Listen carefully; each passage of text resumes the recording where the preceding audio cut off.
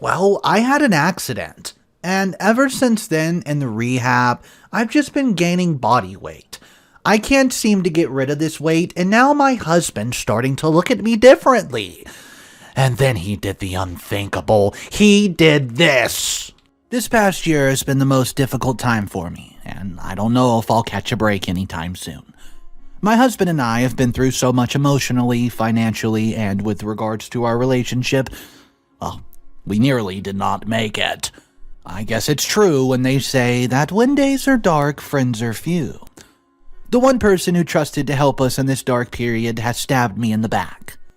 I'm saddened to say that I think my own sister is capable of killing me, just so she can get my life for herself. It all started when there was a fire at my workplace due to a fault in electrical wiring. There was a fire. Well, that's what they told us, so the insurance could cover it, but the circumstances leading to that fire were very suspicious. Although, I would like to state my theories. Nothing came out of the investigation, and the fire is only a bit relevant to what happened. It was not a small fire. I escaped, but not unscathed. A junior employee was not so lucky. The building was engulfed in flames while she was inside, and not even the firefighters could help her. It stuns me to this day how that could have easily been me.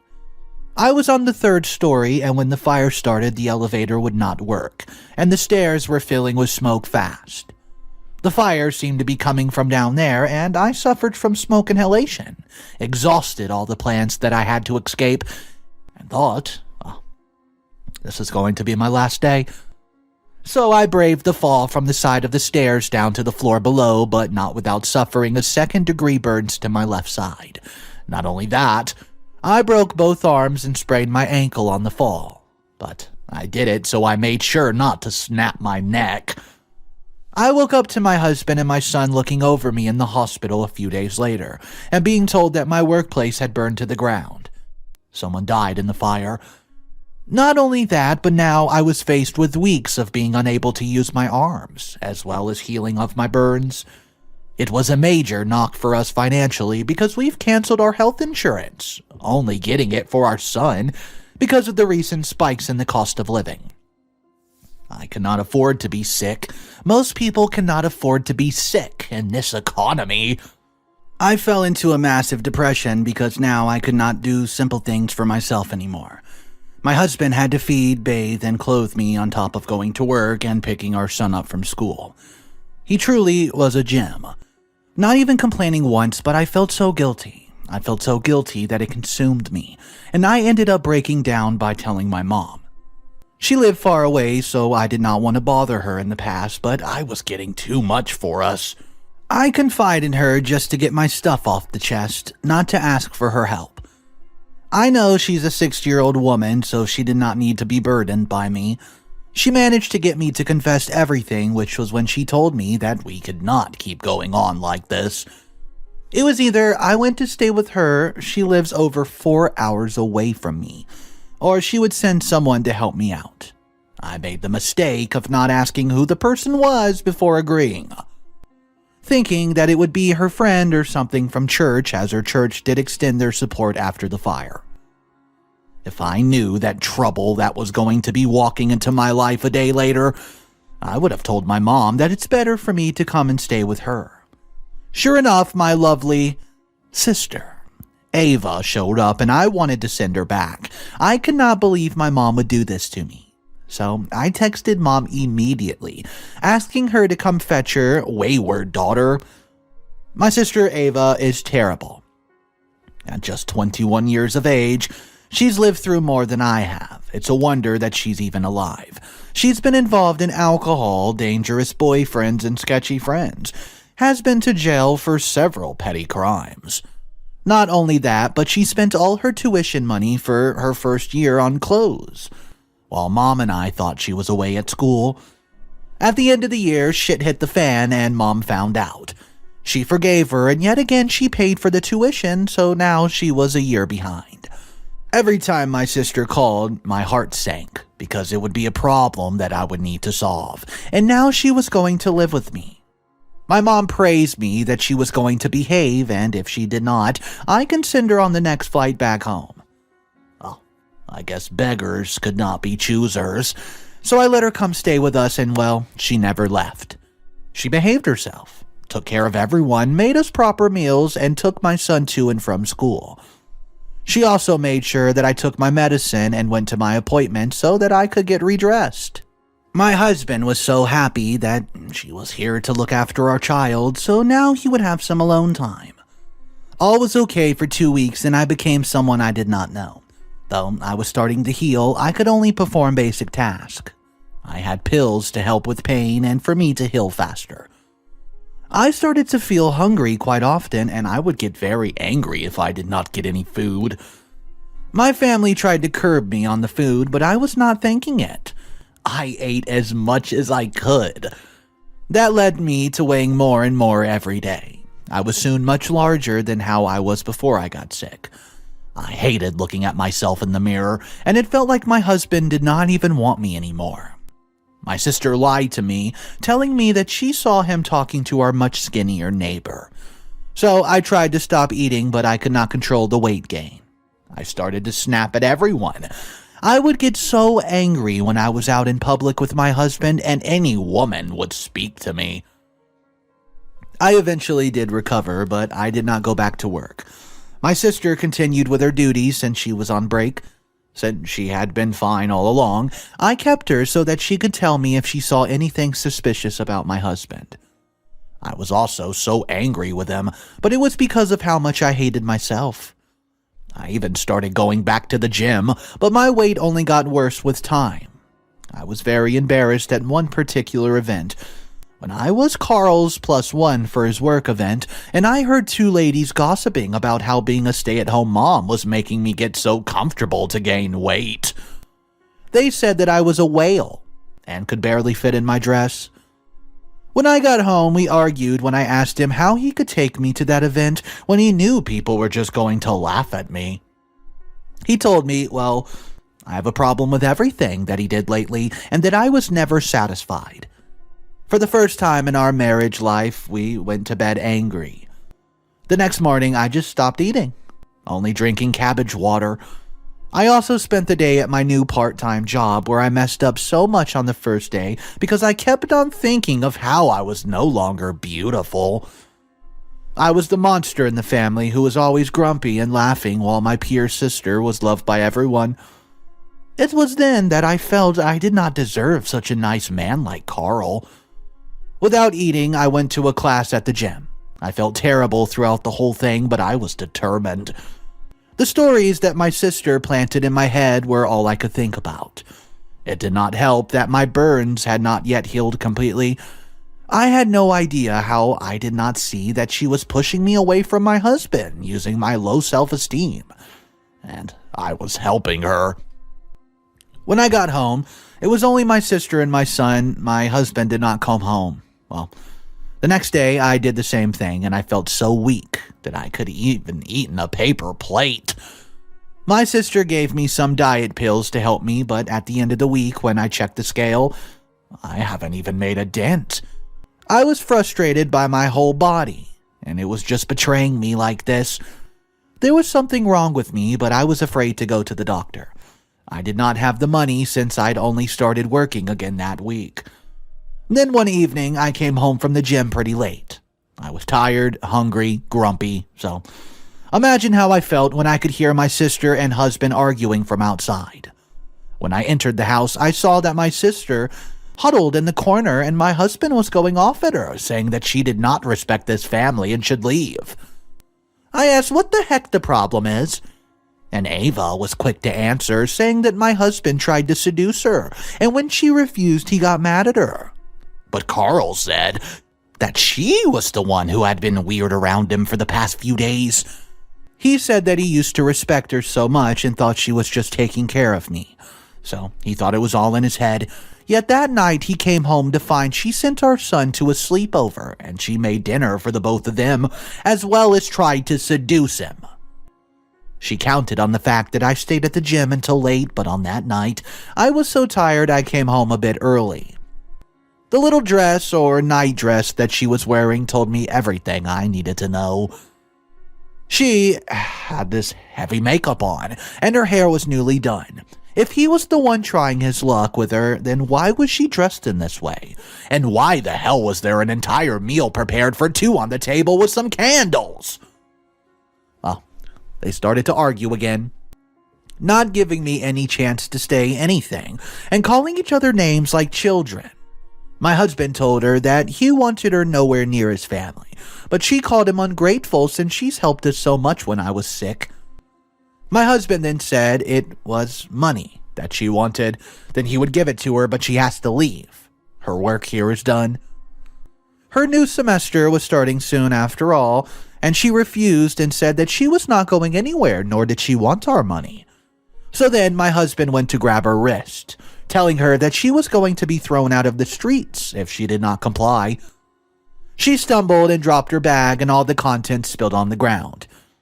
There it was. There was a lot of pill bottles, and my first thought was that she was using again. Wait until Mom found out about it. She would kick her out this time. She dove to try and hide the pills back in her bag, but I was faster. I checked the name on the pills, and I blanked. I knew what most of these were. Weight gain pills, as well as pills that improved appetite? We had given the appetite pills to my son a few months ago when he was having trouble eating. There was different brands and doses. How did she get me to take those pills without seeing them? All along, I thought she was helping me, but instead she was the reason for my rapid weight gain. The depression that followed and my marriage problems was all in her egg basket. She wanted to steal my life right out from under my nose, and for that, she was willing to risk my life by giving me these pills. Some of them even had warning labels that were experimental and not to mix with other drugs. I can just imagine the side effects on my body, and I've been taking them for months. Before I even asked her, she started to deny it and said that she's been giving me those pills. She said they were a friend who wanted her to hold on to them and not for making me fat. I asked why did she immediately assume that I would accuse her when I did not even say a word yet. I demanded to know what gave her the right to pretend to want to care for my family but have bad intentions. She did not have to come here. She could have refused when Mom asked her to. I really thought that she changed for the better and we could be close sisters again, yet it appeared that I was dead wrong.